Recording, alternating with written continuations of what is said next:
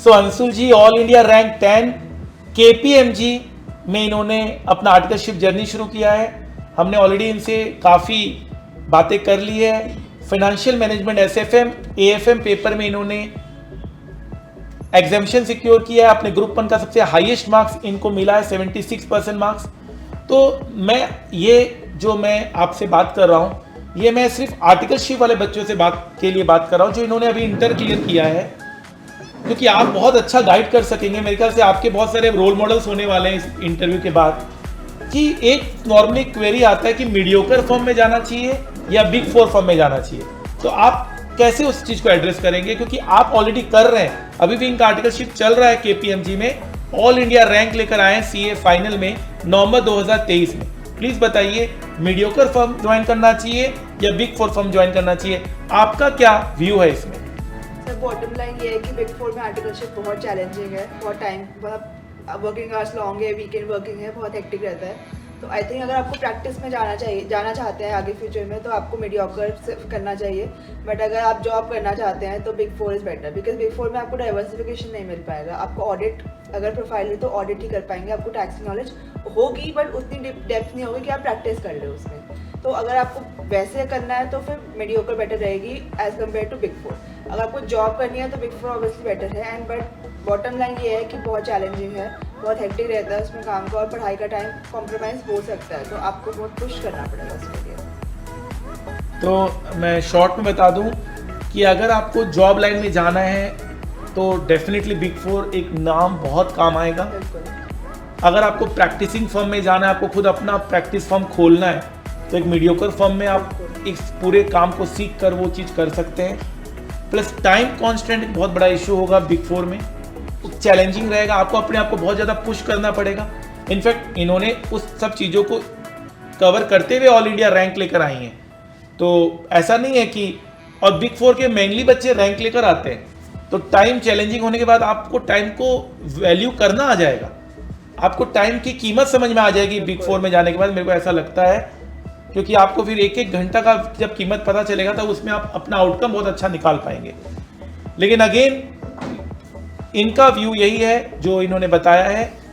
I hope आपका कुछ इसमें व्यू बन पाया होगा। लेकिन एक और मैं इसके साथ ऐड करना चाहता हूँ कि ये कहा जाता है कि अगेन वही बात है कि पढ़ाई का टाइम नहीं मिलता बिग 4 में, और पढ़ाई होता नहीं है, क्लासेस नहीं हो पाती है। कितनी सच्चाई है इस बात पे? बिल्कुल सच है इसमें, क्योंकि अगर मतलब यूजुअली बिग 4 सारे गुड़गांव में है, तो अगर आप दिल्ली में रहते हैं तो एक तो कम्यूट में ही बहुत टाइम निकल जाएगा, प्लस उनकी हेक्टिक रहते हैं। और मैंने ही 13 घंटे काम किया हुआ है, एंड मतलब उसके बाद ट्रैवलिंग में 5 आवर्स ट्रैवलिंग है मेरी गुड़गांव दिल्ली, तो मतलब सारा दिन निकल जाता है। मैंने सैटरडेज भी काम किया, मैंने संडेज भी काम किया, मैंने स्टार्ट हॉलीडेज पे भी काम किया हुआ है। तो हेक्टिक रहेगा, टाइम की बहुत शॉर्टेज रहती है। बट अगर आप ठीक से मैनेज करें, आपके पास 3 साल 2.5 साल है, अगर आप ठीक से उसको मैनेज कर पाएँ तो डेफिनेटली हो सकता है। तो मतलब दोनों इक्वली ही अपने आप में कॉम्प्लीमेंट करते हैं एक दूसरे को। अब बहुत लोग देखते हैं कि बहुत ज़्यादा टाइम है लेकिन वो टाइम यूटिलाइज नहीं कर पा रहे हैं, यहाँ कम टाइम है तो यूटिलाइजेशन ज़्यादा अच्छा है। तो फ्रेंड्स, अगर और कोई भी आपका क्वेरी है, Anshul ji is always there for you. आप अपने क्वेरीज को पूछिए, जब भी इनको टाइम मिलेगा ये उन क्वेरीज को अटेंड करेंगी और बताएंगी। अच्छा, क्लासेस का भी मैं बता रहा हूँ कि कैसे क्लासेस लेना चाहिए। मान लो अभी न्यू सिलेबस में 2.5 साल आपको आर्टिकलशिप है और 6 महीना सेल्फ प्रिपरेशन है, तो 2.5 साल किस तरह से यूज़ किया जाए, एक टाइम पे एक क्लासेस लिया जाए, ये सब भी तो आपका क्वेरी हो सकता है। एक टाइम पे एक क्लासेस लिया जाए या एक टाइम पे आप 2 क्लासेस ले सकते हैं, कौन सी क्लासेस पहले ली जाए, कैसे प्लान करना चाहिए, थोड़ा ये बता दीजिए। क्योंकि आप रैंक होल्डर हैं इसलिए मैं पूछ रहा हूँ, क्योंकि सभी रैंक होल्डर को फॉलो करते हैं। सर क्लासेस मैंने एक बार में एक ही सब्जेक्ट लिया था, तो वही प्रेफरेबल रहता, नहीं तो कन्फ्यूजन होने के बहुत चांसेस हैं। प्लस पहले FR एंड SFM करना चाहिए, उसमें अमेंडमेंट्स कम आती हैं, एंड लास्ट में टैक्स एंड IIT करना चाहिए बिकॉज अमेंडमेंट्स उसमें बहुत आती हैं। तो ऐसा फ्लो रखेंगे तो उससे ईजी रहेगा, थोड़ा उतनी वो नहीं आएंगे, चैलेंजेस नहीं आएंगे उतने। तो 2.5 साल में अपने सारे कोचिंग्स को बाइफरकेट कर दो। बिल्कुल। स्टार्ट कहाँ से करना, कब करें start classes? Sir as soon as possible start करना चाहिए, मतलब इंटर क्लियर होने के बाद वो क्लासेस का सोच सकते हैं। आर्टिकलशिप लगते ही आपको स्टार्ट करना चाहिए। आई रेकमेंड कि फर्स्ट ईयर में आपके एटलीस्ट 2 कोचिंग्स खत्म होनी चाहिए, बट अगर इन केस नहीं हो पाती है तो एटलीस्ट सेकेंड आपकी 2.5 साल तक तो ख़त्म होनी ही चाहिए। वो 6 महीने जो आपको मिले हैं उसमें सिर्फ पढ़ना चाहिए, आर्टिकल कोचिंग्स उसमें नहीं करनी चाहिए। 2.5 साल का जो टाइम मिला उसमें अपने सारे कोचिंग्स को खत्म कर दे। एक कंप्लेन आता है कि जो सब्जेक्ट पहले पढ़ा जाता है वो बाद में आगे जाके भूल जाता है बच्चा, उसको कैसे रिकवर कर जाए यार, इतनी जल्दी क्यों क्लासेस लें, अभी तो टाइम है बहुत। उस तरह के माइंडसेट को या उस तरह से आंसर को कैसे किया जाए? उसके लिए तो सर रिविजन क्लासेस हैं, मतलब कॉन्सेप्ट ब्रश अप हो सकते हैं, बट पूरी क्लास दोबारा लेना इज़ वेरी डिफिकल्ट। अगर क्लास आपकी पूरी पेंडिंग पड़ी हो तो मेंटली बहुत प्रेशर रहेगा। रिविजन क्लास से कवर हो सकते हैं, ब्रश अप हो सकते हैं कॉन्सेप्ट, बट वो पूरी क्लास देखना दोबारा बहुत पॉसिबल नहीं है। नहीं, मतलब अगर आपका पहले कोई क्लास लिया हुआ है तो बच्चा ये बोलता है कि सर इतना जल्दी क्लास लेने के बाद अभी तो 2.5 साल बाद 3 साल बाद पेपर है, अभी आराम से क्लासेस ले लेंगे, अभी मैं भूल जाऊंगा। तो उसके लिए मेरे ख्याल से रिवीजन टाइम टू टाइम करते रहना पड़ेगा। क्या आपने ऐसा किया था? बिल्कुल किया था मैंने, मतलब रिवीजन जैसे कोई सब्जेक्ट चल रहा है तो पुराना सब्जेक्ट या पुराना चैप्टर भी उसको रिवाइज करते रहे तो वो कुछ हद तक रिटेन रहेगा, पूरा वैनिश नहीं होगा। तो 2.5 साल में आपको क्लासेस भी खत्म करनी है और मेरे ख्याल से हर एक सब्जेक्ट का एक रिवीजन एटलीस्ट मिनिमम एक रिवीजन कंप्लीट करना हो। टारगेट सेट पहले से कर लीजिए, सारे क्लासेस आपको खत्म करनी है और हर एक सब्जेक्ट का एक फुल फ्लेज रिवीजन आपको कंप्लीट करना है। तो आपका जो बिग 4 में सैटरडे संडे ऑफ रहता है? सैटरडे यूजुअली वर्किंग रहता है, संडे ऑफ रहता है। Very good. और मतलब फिर टाइम निकलता कैसे था? मतलब बहुत ही सब मैं सुबह उठ के करती थी क्लासेस, एंड अगर शाम को इन केस हिम्मत बचती थी तो शाम को क्लासेस करती थी, बट सुबह ही बेटर रहेगा। हिम्मत तो कंसिस्टेंसी था आपका कि भाई मॉर्निंग में क्लास करनी है। बिल्कुल बिल्कुल। तो मतलब बहुत डिसिप्लिन्ड होना पड़ेगा, मतलब ये राह आसान नहीं है। ये रैंक होल्डर लग रहा है हाँ ठीक है, लेकिन इनके पीछे बहुत मेहनत, बहुत मन मार के भी पढ़ना पड़ता है, तो पढ़ना पड़ता था। Am I right? बिल्कुल। थर्ड में रजाई से निकलने का मन नहीं कर रहा, बट उठ के क्लास करनी है तो करनी है। ये बात है। और इनफैक्ट मेरे ख्याल से क्लासेस तो फिर भी हो जाते हैं, वो रिवीजन वाला चीज होता है ना वो ज्यादा डिफिकल्ट है। बिल्कुल बिल्कुल बिल्कुल। उसको पढ़ने का मन क्लासेस में क्या टीचर बोल रहे हैं, अपना लिख रहे हैं, कर रहे हैं, तो एफर्ट बहुत ज्यादा मेरे ख्याल से नहीं लगता है क्लासेस में। लेकिन और क्लासेस में क्या होता है, नहीं मुझे खत्म करना एक टारगेट होता है, रिवीजन में कोई टारगेट आप सेट नहीं कर पाते। वही तो बहुत सारी बातें आपसे हो रही है जिससे हम लोग का मेरे ख्याल से स्टूडेंट्स का बहुत ज़्यादा कॉन्सेप्ट क्लियर हो रहा होगा, जो कन्फ्यूज़न होता है।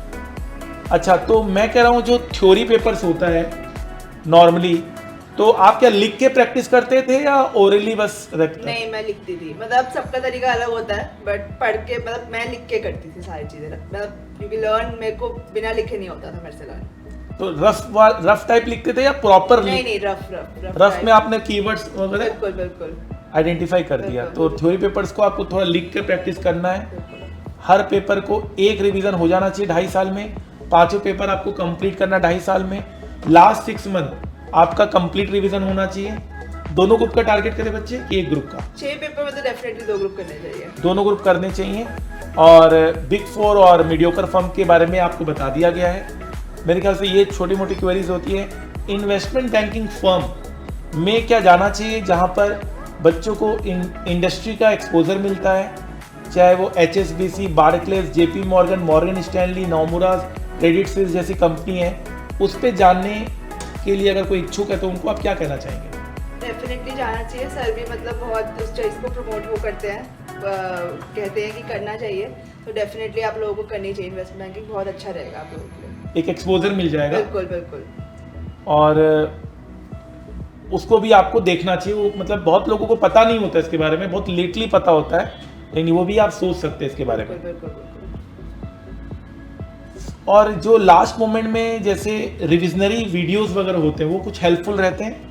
अगर कुछ डाउट है तो डेफिनेटली हेल्पफुल, बट वैसे नहीं देखनी चाहिए। मतलब मुझे थोड़ा लगता है कि थोड़ा टाइम कंज्यूम हो रहा है, उतना प्रोडक्टिविटी नहीं आ रही उससे, तो डाउट के लिए डेफिनेटली वो बहुत हेल्पफुल रहती है। मेरे ख्याल से ये, क्योंकि हम लोग सब रिविजनरी वीडियोस निकालते हैं, तो आपने देखी थी SFM की? कुछ जैसे मुझे डाउट्स आए थे और कॉन्सेप्ट ब्रश करने के लिए तो मैंने देखी थी, बट पूरी तो थोड़ा मुझे लग रहा था टाइम ज़्यादा लग रहा है, तो फिर मैंने उतनी नहीं देखी थी। आपको लग रहा था कि रजिस्टर इज मोर देन बिल्कुल। चलिए ठीक है। तो मेरे ख्याल से ऑलमोस्ट सारे क्वेरीज यही होते हैं बच्चों के। और फाइनल के जो दिन 1.5 दिन जो होता है उसको कैसे प्रिपेयर करते हैं? जो फर्स्ट पेपर अकाउंट्स का होता है, तो अकाउंट्स की तैयारी कब से करनी शुरू कर देते हैं? 1.5 दिन पहले या 2-3 दिन पहले? वो दो दिन दे सकते हैं एफआर को। फर्स्ट पेपर के लिए 2 दिन बिल्कुल। एंड देन 1.5 दिन तो होता ही है। हाँ जी। उसमें कैसे तैयारी करते थे? उसमें सारा एक पहले तो बार एग्जाम्स नहीं, एग्जाम देकर आए, उसके बाद आने के बाद क्या करते थे घर में? आने के बाद खाना वाना खाया, उसके बाद थोड़ी देर आधा घंटा में भी आराम कर लिया एंड देन उसको दोबारा नेक्स्ट सब्जेक्ट को उठा लिया। मतलब एग्जाम देने के बाद 2-3 घंटा रेस्ट लेने के बाद बिल्कुल। नेक्स्ट सब्जेक्ट आप उठा लेते थे। बिल्कुल। फिर कब तक, रात तक कब तक पढ़ाई करते थे? रात को 12 साढ़े 12, क्योंकि हम एग्जाम दे के आए हैं, थकावट भी हो रखी है, तो 12 साढ़े 12 तक करके फिर सो जाते थे। ठीक है। फिर नेक्स्ट डे 7-8 जितना अर्ली हो सके पॉसिबल स्टार्ट करके 1:30-2 बजे तक मैक्सिमम खत्म करके अपने सेंटर पहुंचे। नहीं, पूरा दिन है आपके पास नेक्स्ट दिन तो। हाँ, नेक्स्ट डे तो पूरा करना है, उसके अगले दिन जो है बिल्कुल वो करके और पहुंचे। मतलब नॉर्मल रूटीन रखते थे। बिल्कुल बिल्कुल। रात को अपना सोना है, 12 बजे सो, 7 बजे उठो, नेक्स्ट दिन भी 12 बजे सो, 7 बजे उठो। बिल्कुल। और जो जितना, और जब आप रिवीजन करते थे तो क्या पूरा रिवीजन करते थे या उसमें आपने ऑलरेडी पहले मार्क कर लिया था कि भाई मुझे इतना ही रिवीजन करना नहीं, है? मार्क तो करा हुआ था और मतलब वही वाले, क्योंकि इतना 1.5 दिन में इतना टाइम ही नहीं मिलेगा कि सारा सिलेबस दोबारा हो पाए, तो मार्किंग लगा रखी थी मैंने, तो वही करती थी। एक मेरा रहता है कि लास्ट मोमेंट में कोई नई चीज नहीं देखनी नहीं, चाहिए। बिल्कुल क्या आप भी नहीं इस चीज देखनी को मानते हैं? बिल्कुल मानती हूँ मैं, नहीं देखनी चाहिए, दिमाग मतलब थोड़ा सा मेंटल पीस खराब होता है, तो वो नहीं करना। मतलब लास्ट दिन तो नहीं, मैं तो लास्ट मंथ तक भी कोई नई चीज मत देखो, जो पढ़ हाँ, लिया उसी पे रहो। बिल्कुल, उनको स्ट्रॉन्ग करते रहो, उनको रिवाइज करते रहो बार बार ही। चलिए, तो कॉमन आंसर्स हैं मतलब ये सब, लेकिन फॉलो करने से फायदा होता है। तो क्या आपने कोई रैंक होल्डर लाए थे या आपको किसी का अच्छा लगा कि यार मुझे ये मोटिवेट किया इस रैंक होल्डर ने, ऐसा मतलब कुछ? रैंक्स का फायदा तो होता ही है, तो मेरे को था कि मे बी रैंक आ जाए तो अच्छा रहेगा, बट मैंने सिर्फ पास का ही उम्मीद किया था वैसे, बट डेफिनेटली बहुत अच्छा लगा। आप मतलब मैंने ऑलरेडी बात कर ली है वैसे तो आपके पेरेंट्स और आपके सिस्टर्स लोग बहुत बिल्कुल, खुश हुए होंगे कि बिल्कुल, चलो बिल्कुल। आपने, आपकी सिस्टर का ऑल इंडिया रैंक 40 था एंड यू ऑल ऑफ मतलब एकदम जम मार के ऑल इंडिया रैंक 10। बिल्कुल। उनका टोटल में कितना था? वो तो मेरे को नहीं अच्छा, पता, बहुत, हाँ। बहुत टाइम हो गया। चलिए, तो दोनों ही मेरी स्टूडेंट है, तो मुझे बहुत खुशी होता है कि बच्चों का रैंक आता है, तो अलग ही खुशी होती है ये। ठीक है, आई थिंक बहुत सारे इंटर के बच्चों को क्लियर हुआ होगा। Anything you want to add to inter students जो अभी भी पास किए हैं? यही कि कांग्रेचुलेशंस, पहले तो आपने पास किया एंड अब मेहनत अभी खत्म नहीं हुई है, अभी और मेहनत करनी है, सीए बनना है बिल्कुल। इंटर के नोट्स वगैरह रखने हैं या रख सकते हैं, अब कुछ पता नहीं लगता, काम आ जाते हैं। मे बी वही, मे बी अकाउंट्स में या फिर एफए में तो काम आएंगे। बिल्कुल बिल्कुल बिल्कुल। एसएफए में तो काम आएंगे अगर बिल्कुल। इस तरह अच्छे नोट्स बनाए हुए हैं तो, बिल्कुल। क्योंकि कैपिटल बल्टिंग और वो सब चीज़ तो कॉमन होता है। चलिए, थैंक यू सो मच, आप फिर आए और आपने सब कुछ अच्छे से बता दिया।